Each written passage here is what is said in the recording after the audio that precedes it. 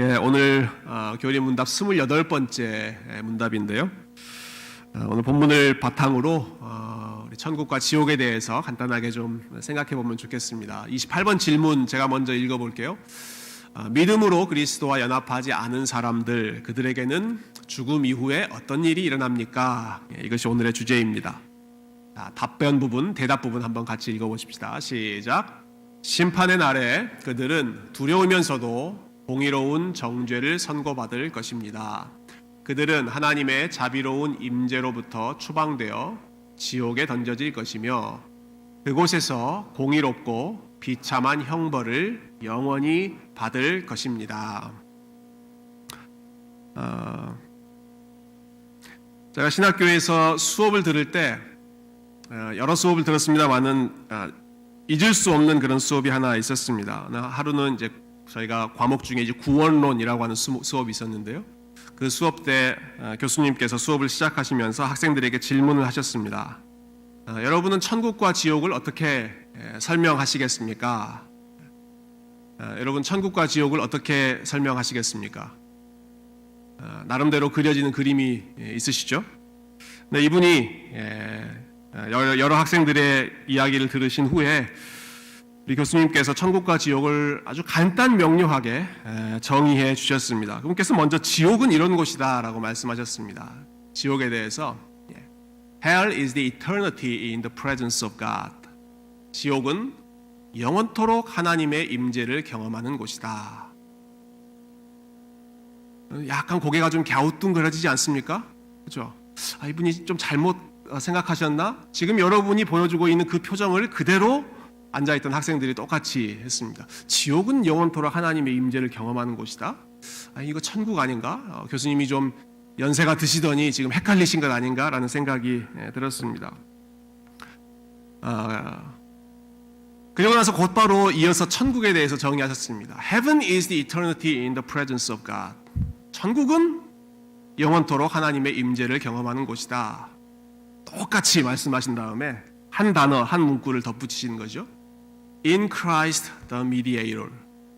중보자이신 그리스도 안에서 영원토록 하나님의 임재를 경험하는 곳이다. 여러분 그 차이를 좀 간파하셨습니까? 지옥과 천국의 정의. 우리는 흔히 천국과 지옥에 대해서 이렇게 생각하죠. 천국은 하나님이 계시는 곳, 지옥은 하나님이 안 계신 곳. 혹은 천국은 하나님이 다스리시는 곳, 지옥은 마귀가 다스리는 곳. 약간 이러한 이분법적인 생각을 많이 합니다. 그렇지만 여러분 하나님이 계시지 않는 곳이 있습니까? 우리 기도할 때 무소부재하신 하나님이라고 많이 기도하죠. 무소부재, 부재, 안 계신 곳이 무소, 없으신 분이 우리 하나님이시다. 하나님이 안 계신 곳 그 어디에도 없습니다. 시편 기자가 고백한 것처럼 내가 하늘을 향해 가도 거기에 하나님이 계시고 내가 수월 깊은 곳에 내려가도 하나님이 그곳에 계신다. 하나님이 안 계신 곳이 없죠. 천국만 하나님이 계시고 다스리시는 곳이 아니라 지옥도 하나님이 계시고 하나님이 다스리시는 곳이다 라고 하는 것이죠. 아마 이 표현들이 조금 어색하실지 모르겠습니다. 왜냐하면 우리가 하나님의 임재라고 하는 단어는 항상 은혜 받은 상황에서 하나님을 예배하는 가운데에서 우리가 임재라고 하는 단어를 쓰기 때문에 지옥이 하나님이 임재하신 곳이다. 이거 좀 어색한, 좀 낯선 표현일지 모르겠습니다. 그렇지만 presence, 하나님이 계시는 곳이다. 하나님이 다스리시는 곳이다 라고 하는 뜻이죠. 하나님이 계시되 죄인들이 그 거룩하신 하나님을 중보자 없이 그리스도 없이 그냥 자신의 죄악된 모습 있는 그대로 하나님을 직면하는 곳. 그래서 그 하나님의 진노 앞에 완전히 자기 자신이 노출되어 있는 바로 그곳이 지옥이라고 한다면 천국은 역시 죄 많고 흠 많은 인간이 하나님의 임재를 경험하는 곳이지만 우리의 모습 그대로가 아니라 우리의 죄악된 모습 그대로가 아니라 그리스도 안에서 우리의 죄악을 덮으시고 우리의 죄악을 씻으시는 그 그리스도 중보자 안에서 우리가 하나님을 만나고 하나님을 대하기 때문에 천국에서는 그 하나님의 임재가 우리에게 즐거운 현실, 반가운 현실, 기쁜 현실이 되는가 하면 지옥에서는 하나님을 만난다, 하나님 앞에 선다라고 하는 것이 복이 아니라 가장 큰 저주, 가장 두려운 시간, 가장 두려운 현실이 지옥에서 하나님의 거룩하신 임재 앞에 서는 것, 그리스도 없이 하나님 앞에 서는 것, 그것이 가장 두려운 현실이 되는 것이겠죠. 천국과 지옥 둘 사이의 차이는 단 한 가지입니다. 그리스도 안에서 거룩하신 하나님을 만날 것이냐, 아니면 그리스도 바깥에서 거룩하신 하나님을 만날 것이냐. 조금 다르게 표현해 본다면 그리스도와 연합해서 하나님을 만날 것이냐, 아니면 그리스도와 연합하지 않고 그냥 죄인된 모습 홀로 거룩하신 하나님 앞에 설 것이냐. 이것이 가장 중요한 둘 사이의 분기점, 결정적인 차이라고 하는 것이죠. 여러분, 이 개념을 가지고 아까 우리가 읽었던 그 질문을 다시 한번 생각해 보면 좋겠습니다. 믿음으로 그리스도와 연합하지 않은 사람들, 그리스도 바깥에 있는 사람들 말하는 것이겠죠. 그 사람들에게는 죽음 이후에 어떤 일이 일어납니까? 심판의 날에 그들은 두려우면서도 공의로운 정죄를 선고받을 것입니다. 하나님께서 정죄하신다라고 하는 것이죠. 죄를 너는 유죄다라고 말씀하신다라고 하는 것이죠. 죄를 선언하신다. 그리고 이 최종적인 선고를 가리켜서 오늘 교리 문답에 보면 두려우면서도 공의로운 정죄다라고 표현하고 있습니다. 하나님이 내리시는 선고, 심판의 선고니까 당연히 두려운 선고겠죠. 그렇지만 그것은 공의로운 선고,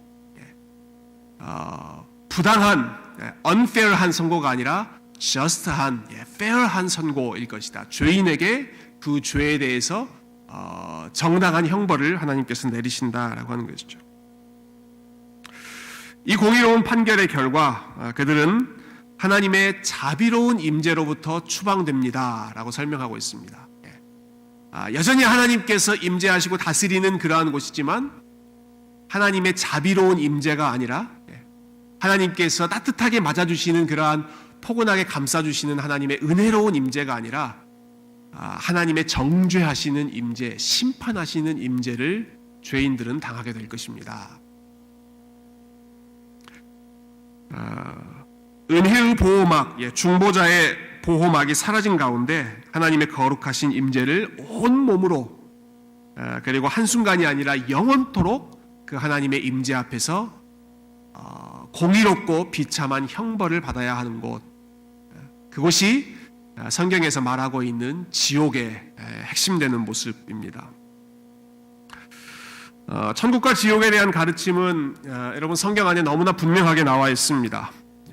그래서 편견을 가지지 않고 성경을 읽는 사람이라고 한다면 이 천국의 현실 그리고 지옥의 현실에 대해서 부정할 수가 없을 것입니다.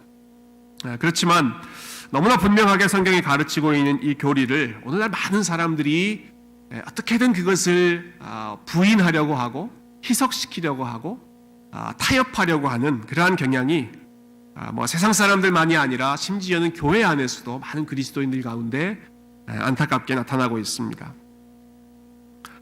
2011년에 미국에서 이 종교 분야 베스트셀러였던 책이 한 권 있습니다. 종교 분야에 아주 가장 화제가 됐던 책이었는데요. 책 제목은 Love Wins, Love Wins, 사랑이 이긴다라고 하는 책이었습니다.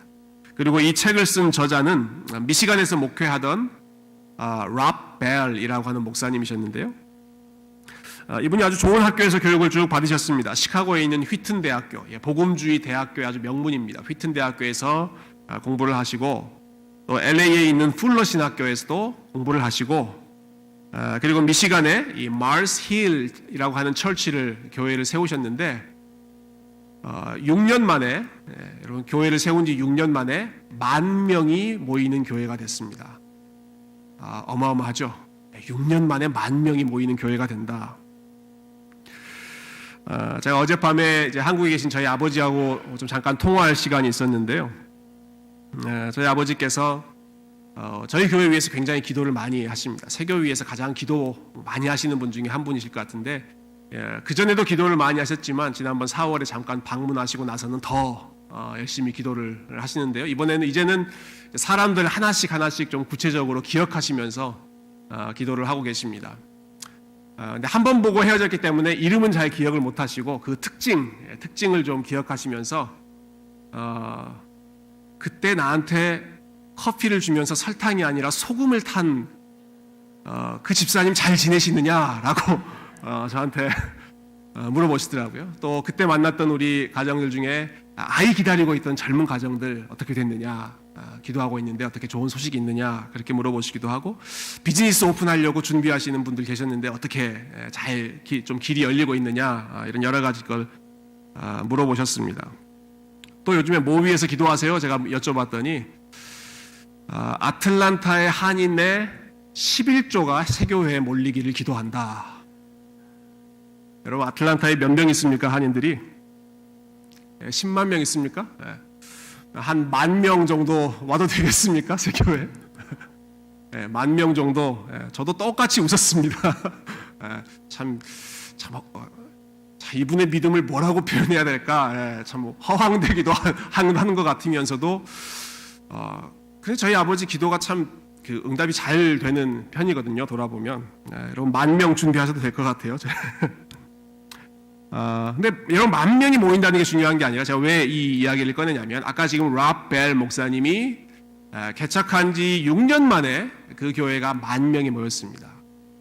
근데 숫자가 그렇게 많이 모이는 것이 능사가 아니라 올바른 가르침 위에서 사람들이 모이고 성장해야 하는데, 이분이 이 Love Wins라고 하는 책에서 주장하는 내용은 지옥은 없다라고 하는 가르침입니다. 지옥은 없다. 결국은 어떻게든 하나님의 사랑, Love Wins, 하나님의 사랑이 죄인들의 모든 악함을 이겨내서 이 세상에 멸망받는 사람들 없이 모두가 다 천국 가도록 하나님께서 하실 것이다. 이게 이제 그분이 가르치는 책의 핵심이었습니다. 어떤 근거에서 그런 주장을 했을까요? 요한복음 3장 16절 말씀을 인용하면서 이분이 그런 주장을 펼쳤는데요. 제가 그 책에 처음 시작하는 그 서문 부분에 있는 부분을 잠깐 인용해 봤습니다. 하나님이 세상을 이처럼 사랑하사, 우리가 좀 읽었던 요한복음 3장 16절이죠. 이것이 성경 이야기의 핵심이다. 이것이 예수님이 오신 목적이다. 이것이 예수님의 가르침이다. 그리고 바로 거기에서 생명을 찾을 수 있다. 따라서 어떤 사람은 천국에 가고 어떤 사람은 지옥에 간다는 견해는 잘못되었고 해로우며, 영어 단어로는 toxic이라고 표현했더라고요. 독성이 있는 그런 가르침이라는 거죠. 예수님의 메시지, 즉 사랑과 평화, 용서와 기쁨의 메시지를 정면으로 뒤집어 엎는 것이다. 아주 강하게 도발적으로 표현한 것이죠. 요한복음 3장 16절 말씀을 이분은 이렇게 이해한 것입니다. 하나님이 세상을 이처럼 사랑하사 독생자를 보내주셨으니, 그러니까 하나님이 그만큼 독생자를 보내주실 정도로 사랑하셨다면 왜 하나님께서, 그 엄청난 사랑의 하나님이 어떤 사람을 멸망에 빠뜨리도록 놔두시겠는가? 결국은 하나님의 사랑이 이길 것이다.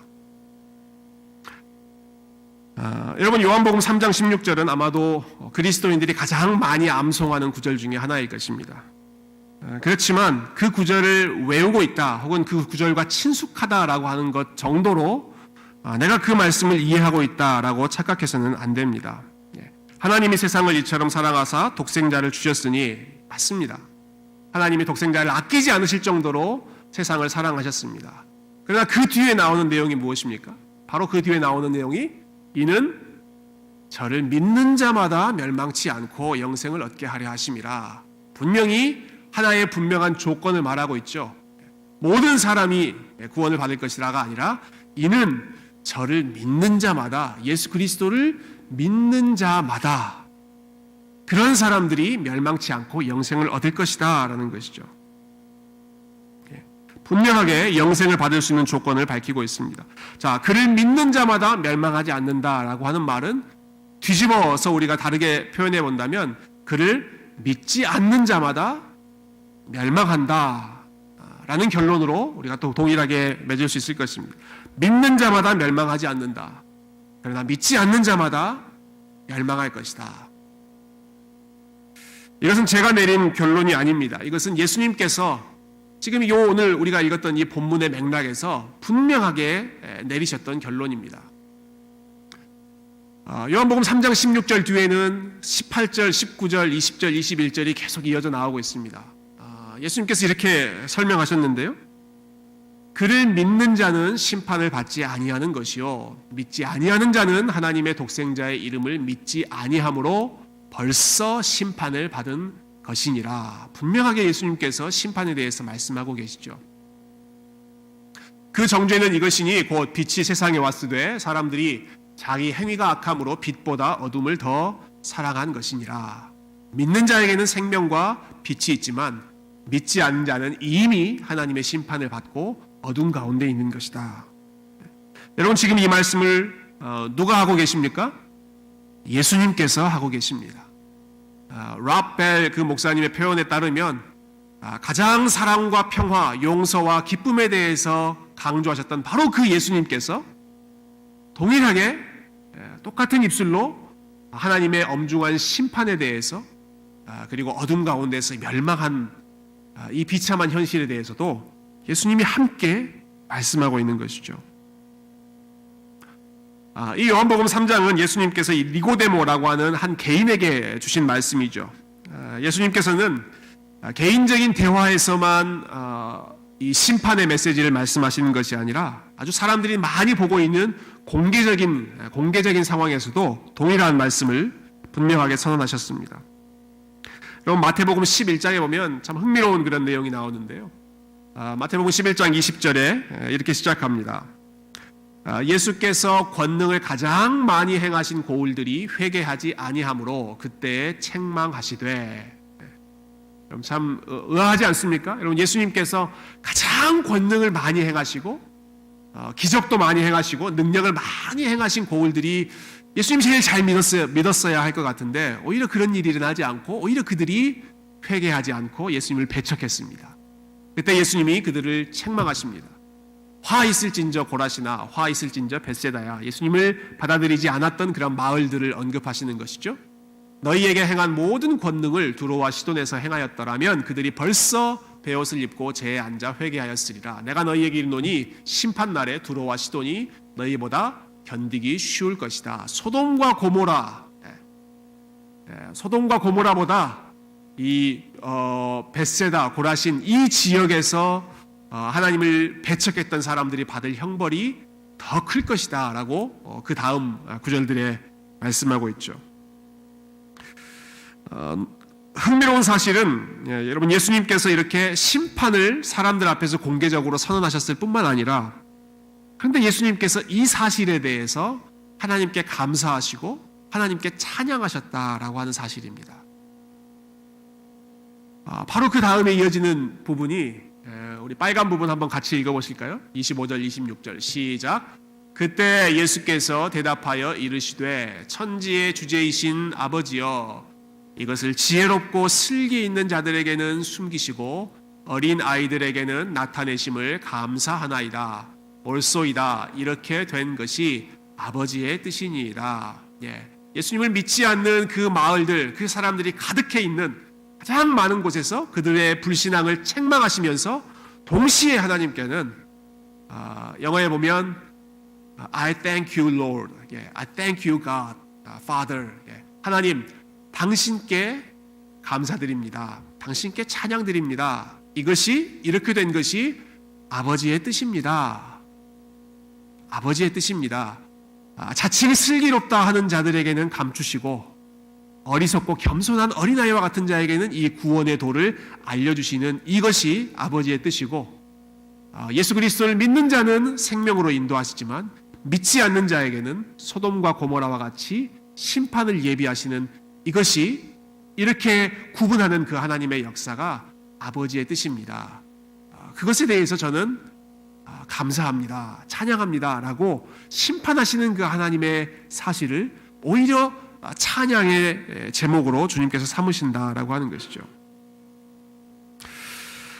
다시 말해서 여러분, 하나님께서 공의롭게 심판하신다라고 하는 사실이 우리 주님께는 부인하고 싶은 사실, 불편한 사실이 아니라 오히려 하나님께 찬양과 하나님께 감사를 드리는 사실, 그러한 제목이 되었다라고 하는 것입니다. 흥미롭게도 이것은 예수님만의 고백이 아니었습니다. 다윗에게도 마찬가지의 고백이 나옵니다. 저희가 이번 주 중에 아마 수요일부터 오늘 아침까지 시편 109편 말씀을 묵상했는데요. 여러분, 시편 109편을 보니까 참 흥미로운 내용들이 많이 있습니다. 시편 109편이 이렇게 시작하더라고요. 내가 찬양하는 하나님이여. 다윗이 지금 하나님께 찬양하죠.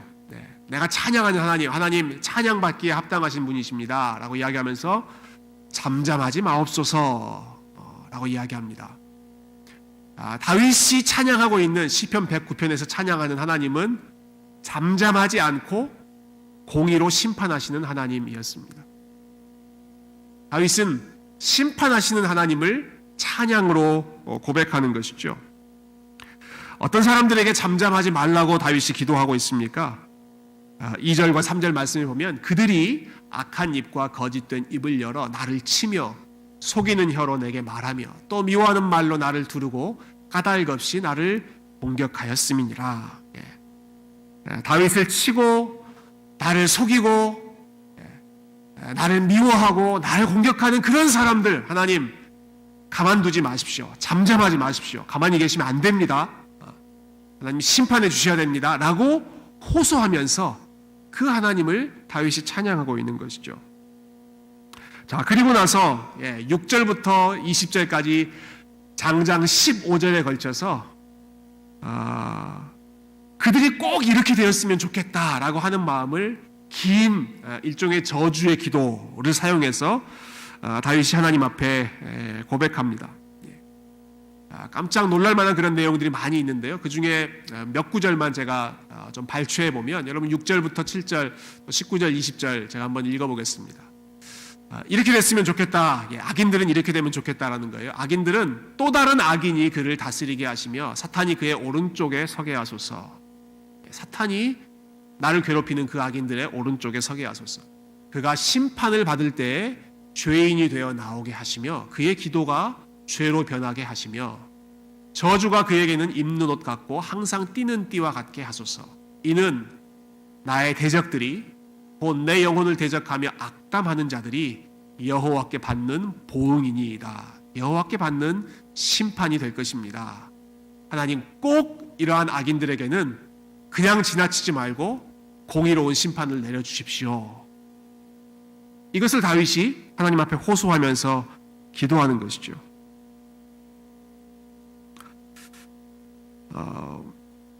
왜 이런 기도를 드렸을까요? 왜 그리고 이러한 심판하시는 하나님을 본인은 찬양하겠다라고 다윗은 고백했을까요? 그 이유는 이것입니다. 시도 때도 없이 악인들로 인해서 여러 가지 종류의 고난을 받았고 의를 위하여 핍박을 받는 것이 다윗의 삶의 가장 많은 부분에 일어났던 그런 일이기 때문에 다윗은 심판하시는 하나님을 기대하고 소망했던 것입니다. 자기의 삶이 너무나 힘들고 너무나 억울하고 너무나 답답하고 세상에서는 소망을 찾을 수가 없는 삶이었기 때문에 하나님께서 좀 판단해 주시고 하나님께서 공의롭게 심판을 내려주십시오. 저의 억울함을 하나님께서 좀 풀어주십시오. 신원해 주십시오. 영어로는 vindicate이라고 하죠. 제 억울한 상황을 하나님께서 좀 풀어주십시오. 그렇게 호소하고 있는 것이죠. 여러분, 다윗에게는 하나님의 심판이라고 하는 사실이 머릿속으로 생각하는 추상적이거나 사변적인 교리가 아니었습니다. 다윗에게는 하나님의 심판이라고 하는 사실이 자기의 소망이었습니다. 자기의 마음에 온 힘을 다해서 하나님 앞에 의지하고 있는 것이 내가 지금 이 땅에서는 이렇게 서름받고 억울함 가운데 살아가지만 그러나 하나님께서 심판해 주시면 내가 의인으로 인정받을 것이다. 그리고 나를 공격하는 저들은 악인으로 하나님께서 심판하실 것이다. 이게 고통 가운데 있었던 다윗에게는 다른 곳에서 찾을 수 없는 유일한 소망이었다라고 하는 것이죠. 그래서 다윗은 심판하시는 하나님을 의지하고 또 찬양했던 것입니다. 다시 말해서 제3자의 입장에서 하나님의 심판을 생각하는 것이 아니라 억울함을 당하고 있는 고난 가운데 있는 당사자로서 하나님의 심판을 생각하고 있는 것이죠. 하나님의 심판을 머리로 사변적으로 생각하는 것이 아니라 하나님의 심판을 마음으로 기대하고 마음으로 의지하면서 그것 없으면 다윗에게는 소망이 없었던 삶이 다윗이 처했던 상황이었기 때문에 하나님 꼭 심판해 주십시오라고 간곡하게 호소하는 것이죠. 여러분, 성경에 나오는 믿음의 사람들은 심판을 중요하게 생각했습니다. 하나같이 죄인을 공의롭게 심판하시는 하나님을 기대하며 살았습니다. 반면에 오늘날은 죄인을 심판하시는 하나님이라고 하면 왜 그렇게 하나님이 엄하신 분인가, 하나님을 부정적으로 생각하고 이 심판하신다는 사실을 어떻게든 회피하려고 하거나 어떻게든 희석시키려고 하는 것이 오늘의 많은 사람들이 보이는 경향입니다. 이렇게 정반대의 분위기로 바뀐 데에는 여러 가지 이유를 생각할 수 있을 것입니다. 그렇지만 저는 그 중에 한 가지 중요한 이유는 우리가 살아가고 있는 삶의 상황과 어쩌면 성경에 많은 사람들, 많은 인물들이 살아가고 있었던 상황이 정반대의 상황을 살고 있기 때문이 아닌가. 여러분, 성경의 인물들은, 초대교회의 성도들은 핍박받는 상황 가운데 살았습니다. 항상 그들의 삶은 악한 사람들로부터, 그리고 악한 나라들로부터, 악한 통치자들로부터 주로 핍박받는 가운데 그들은 살았습니다. 그럼에도 불구하고 그 상황 속에서도 믿음을 잃지 않으려고 애쓰면서 세상과 타협하지 않고 악과 타협하지 않으면서 믿음 지키려고 애쓰면서 씨름하면서 살았습니다. 그리고 그 믿음을 지키다가 그것 때문에 많은 고난을 당하고 악인들로부터 온갖 수모를 당하는 것이 초대교회의 삶, 그리고 성경에 나오는 많은 믿음의 선진들의 삶이었습니다. 그렇기 때문에 그들에게는 원수를 갚아주시는 하나님, 신원하시는 하나님, 결국 심판하시는 그 하나님이 자신들이 믿는 소망의 하나님이었고, 그 하나님이 심판해 주시고 자신들의 상황을 뒤집어 주시기를 간절히 바라고 소망했던 것이죠. 그렇기 때문에 심판하시는 하나님이 없다면 저들에게는 아무런 소망도 없는 가장 비참한 삶이 되었던 것이죠. 바울의 고백을 기억하시죠? 바울은 이렇게 이야기했습니다. 우리에게 부활이 없다면, 믿는 자에게 부활이 없다면, 다시 말해서 우리의 삶이 이곳 이 땅에서의 삶으로만 끝나버린다면 아마 예수 믿는 사람이 세상에서 제일 불행한 사람이 될 것이다. 바울이 그렇게 고백했습니다. 부활이 없다면 우리가 제일 불행한 사람이다. 그렇지만 그렇게 이야기하는 기저에 깔려있는 바울의 믿음은 무엇입니까? 우리에게는 부활이 있기 때문에 이 땅에서 살아가고 있는 지금 우리의 당하고 있는 현실이 전부가 아니라 하나님께서 심판하시는 최종적인 현실, 믿음이 있는 사람들은 의인의 부활을, 믿음이 없는 사람들은 악인의 부활을 해서 결국 하나님 앞에서 모든 것이 판가름 날 것이기 때문에 부활이 없는 그러한 소망 없는 삶을 우리는 살아가는 것이 아니라 결국 하나님 앞에서 최종적으로 평가받는 우리는 그 순간을 바라보면서 지금 이 땅에서의 고난을 믿음으로 버텨내며 살아간다라고 하는 것이죠. 그것이 초대교회 성도들이 보여주었던, 그리고 가지고 있었던 믿음의 고백이었습니다. 이 땅에서의 삶이 전부가 아니기 때문에, 다시 말해서 아무리 어려워도 세상과 타협하지 않고 믿음으로 살려고 애쓰는 사람들은 하나님께서 영원한 상급을 주시겠다고 약속했고, 반대로 예수님과 상관없이 그냥 자기가 살고 싶은 대로 이 땅에서 희희낙낙거리면서 살았던 사람들은 하나님께서 심판을 약속하셨기 때문에 그것이 믿는 자들에게는 최고의 소망이고, 우리가 가장 기다려야 하는 하나님께서 우리에게 약속하신 의의 면류관, 의의 심판이다라고 하는 것이죠. 그래서 그들은 심판하신 하나님을 찬양하고 또 하나님의 심판을 사모하면서 초대교회 성도들이 만날 때마다 또 헤어질 때마다 했던 인사를 여러분 아마 잘 아실 것입니다. 마라나타라고 고백했다는 이야기를 많이 들으셨을 것입니다. 아멘, 주 예수여 어서 오시옵소서. 주 예수여 빨리 오셔서 최종적인 심판을 우리 가운데 이루어 주십시오. 여러분, 시편 109편에서 다윗도 비슷한 믿음을 고백하고 있습니다. 조금 전 앞부분에 나왔던 6절 말씀에서는 악인들에 대해서 이야기하면서 하나님, 악인들이 심판받을 때에는 사탄이 그의 오른쪽에 서게 하십시오. 그러나 이 시를 마지막 마무리하면서 다윗은 이렇게 고백합니다. 내가 입으로 여호와께 크게 감사하며 많은 사람 중에서 찬송하리니. 31절 같이 한번 읽어볼까요? 시작. 그가 궁핍한 자의 오른쪽에 서사 그의 영혼을 심판하려 하는 자들에게서 구원하실 것이미로다. 악인들의 오른쪽에는 사탄이 서겠지만 하나님, 궁핍한 자의 오른쪽에는 연약하고 힘들고 믿음으로 살려고 애쓰지만 어려움 가운데 살아가는 나 같은, 다윗 같은 내 옆에는 그가, 여호와께서, 우리 주님께서 내 오른쪽에 서 주십시오. 저는 주님께서 서 주실 것을 믿습니다. 다윗은 그렇게 고백하고 믿음을 표현한 것입니다. 사랑하는 성도 여러분, 결국 모든 사람은 다 하나님의 심판대 앞에 설 것입니다. 그리고 하나님의 심판은 불의한 심판이 아니라 가장 공정한 심판이 될 것입니다. 요즘에 스포츠 경기를 보면 심판들이 참 순환받고 있는 시대라는 느낌이 듭니다. 예전에는 심판이 얘기하면 그게 법이었습니다. 그런데 요즘에는 야구도 세이브냐 아웃이냐 심판이 판단하고 나서도 챌린지하면 비디오로 판독합니다. 근데 비디오로 판독했을 때 심판의 결정이 뒤집어지는 경우가 많이 나오죠. 요즘엔 축구에도 이 비디오 판독이 도입돼가지고 페널티킥이냐 아니냐 이거 결국은 심판이 결정하는 게 아니라 비디오가 결정하게 되더라고요. 그렇지만 하나님의 심판은 그 어떤 것도 뒤집을 수 없는 가장 공정하고 가장 공의로운 심판이 될 것입니다.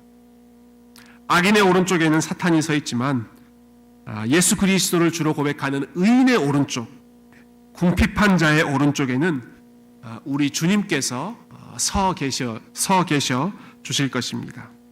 그래서 그리스도와 하나 되고 그리스도를 따라 걸어가고 그리스도와 함께 이 땅에서 고난받는 그리스도의 백성들은 하나님을 만날 때, 하나님의 임재를 대할 때 두렵고 떨리는 마음이 아니라 반갑고 기쁜 마음으로 하나님의 따뜻한 그 품을 마음껏 만끽하는 복된 만남이 될 것입니다. 그리고 그리스도를 따르는 가운데 줄이고 목마르고 애통하는 삶을 살았던 사람들을 향해서는 공의로우신 심판자 되시는 우리 하나님께서 착하고 충성된 종아, 그리스도를 따르는 삶을 살아오느라고 수고 참 많았다. 고생했다. 이제는 나와 함께 이곳에서 쉬자. 의의 면류관으로, 의의 상급으로 그리스도 안에 있는 백성들을 따뜻하게 맞아주시고 축복해 주실 줄로 믿습니다.